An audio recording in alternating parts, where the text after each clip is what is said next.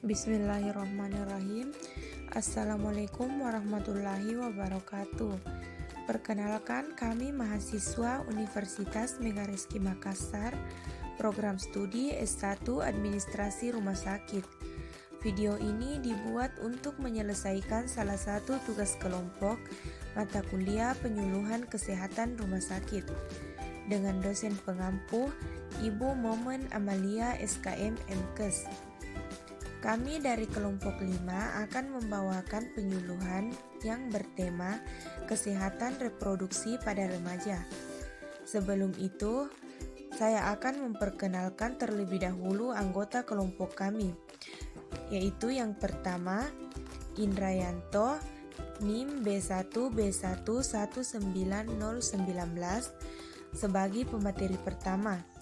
Yang kedua, Fitri Ramyani, NIM B1B1190007 sebagai pemateri 2, Nurmiati B1B1190026 sebagai pemateri 3, dan yang terakhir Ezela Andini dengan NIM 17314526104 sebagai pemateri 4.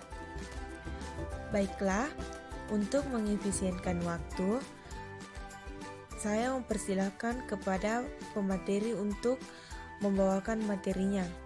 Inilah video penyuluhan dari kelompok kami. Definisi kesehatan Kespro remaja. Kesehatan adalah keadaan sejahtera dan fisik, mental, dan sosial yang memungkinkan orang hidup produktif.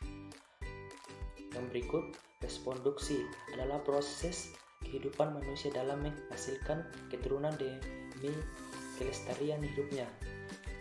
Remaja adalah masa peralihan dari masa kanak-kanak ke masa dewasa. Kespro remaja adalah kondisi sehat yang menyangkut sistem, fungsi, dan proses produksi yang dimiliki oleh remaja. Mengapa remaja perlu mengetahui kesehatan reproduksi? Karena remaja perlu mengetahui kesehatan reproduksi agar memiliki informasi yang benar mengenai proses reproduksi serta berbagai faktor yang berhubungan. Dengan informasi yang benar, diharapkan remaja memiliki sikap dan tingkah laku yang bertanggung jawab mengenai proses reproduksi. Mengapa remaja perlu tahu? Karena remaja adalah masa peralihan dari masa kanak-kanak ke masa dewasa menuju pubertas. Perubahan fisik dan psikis akibat pengaruh hormon seks, pertumbuhan dan perkembangan organ reproduksi, persiapan menjalankan fungsi reproduksi. Baiklah, yang selanjutnya yaitu perubahan psikis saat pubertas terbagi menjadi 4. Yang pertama itu tertarik pada lawan jenis, yang kedua itu mudah sedih dan marah, yang ketiga memiliki kecemasan, dan yang keempat ingin menonjolkan diri dan diperhatikan. Adanya perubahan-perubahan yang terjadi pada masa pertumbuhan dan perkembangan tersebut paling banyak terjadi pada masa remaja atau pubertas. Ciri fisik pada laki-laki dan perempuan akan nampak berbeda setelah memasuki masa pertumbuhan atau masa remaja, yaitu masa peralihan dari masa anak-anak menjadi dewasa. Masa ini ditandai dengan perubahan-perubahan baik secara fisik maupun organ reproduksi yang matang. Pubertas remaja pria. Yang pertama, hormon testosteron, yaitu sebagai hormon pria yang berpengaruh terhadap libido, pembentukan massa otot, dan ketahanan tingkat energi.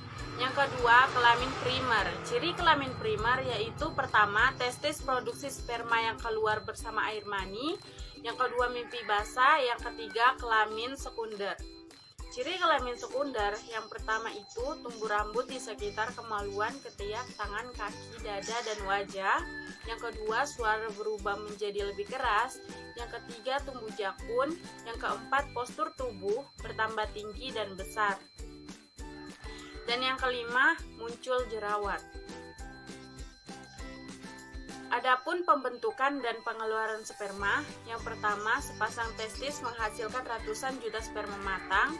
Yang kedua, sperma dialirkan melalui saluran sperma atau vas deferensi. Yang ketiga, bercampur dengan air mani yang dihasilkan oleh prostat dan kelenjar seminalis. Fungsinya untuk memberi makan sperma. Yang keempat, keluar melalui saluran kencing atau uretra.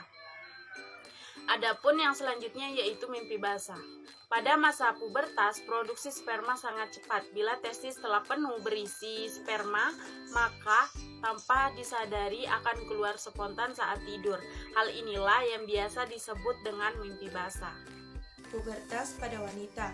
Pertama, pengaruh hormon estrogen dan progesteron. Hormon estrogen dan progesteron sebenarnya saling berkaitan dalam mengatur siklus menstruasi. Namun, tugas utama dari progesteron pada wanita adalah mempersiapkan tubuh untuk melalui masa kehamilan.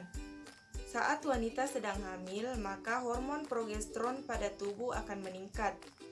Fungsi hormon progesteron pada wanita hamil adalah untuk menjaga otot rahim tetap rileks dan menjaga ketebalan dinding rahim selama janin berkembang.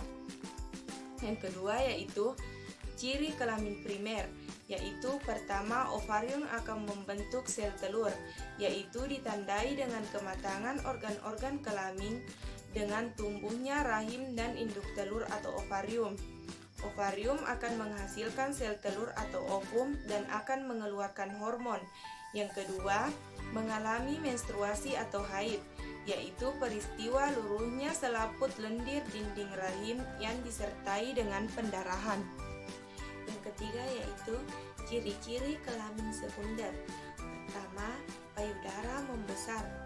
Ketika wanita mengalami pubertas, biasanya pada usia 8-13 tahun, tubuh akan mulai memproduksi dan melepaskan hormon estrogen.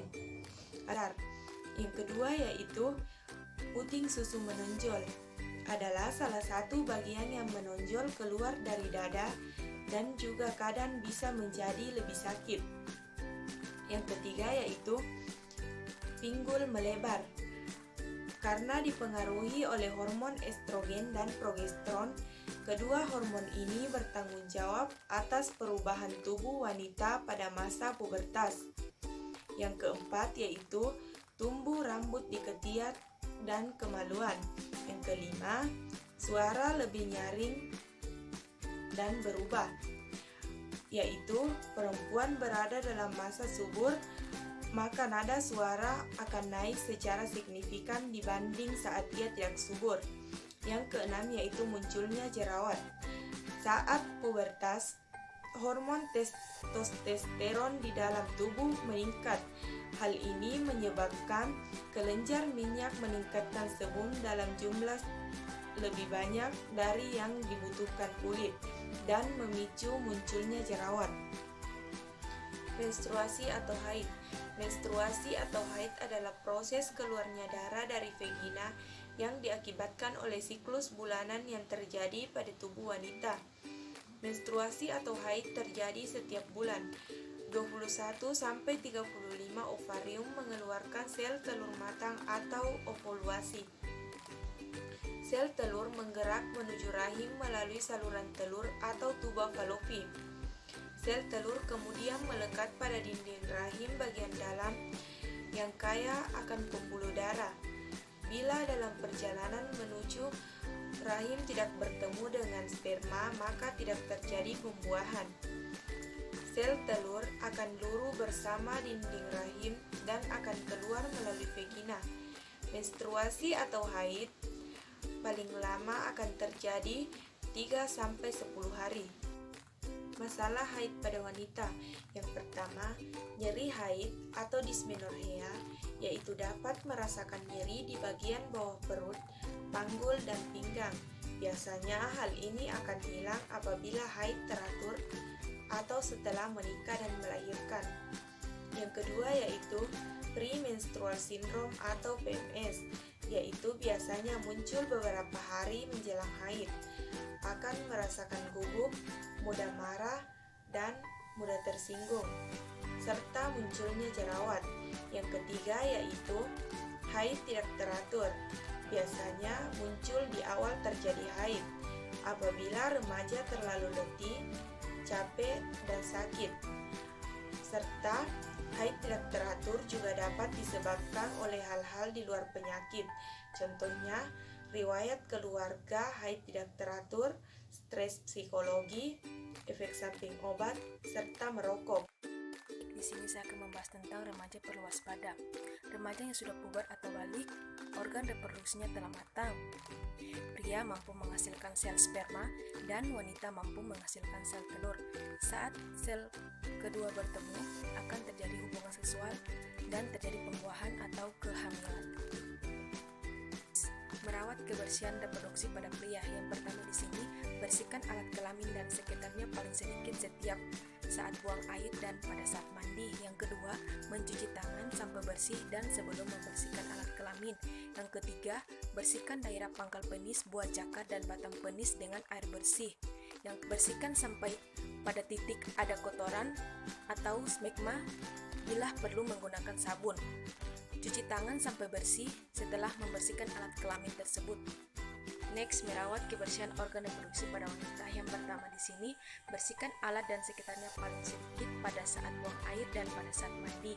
Yang kedua, cuci tangan sampai bersih sebelum membersihkan alat kelamin.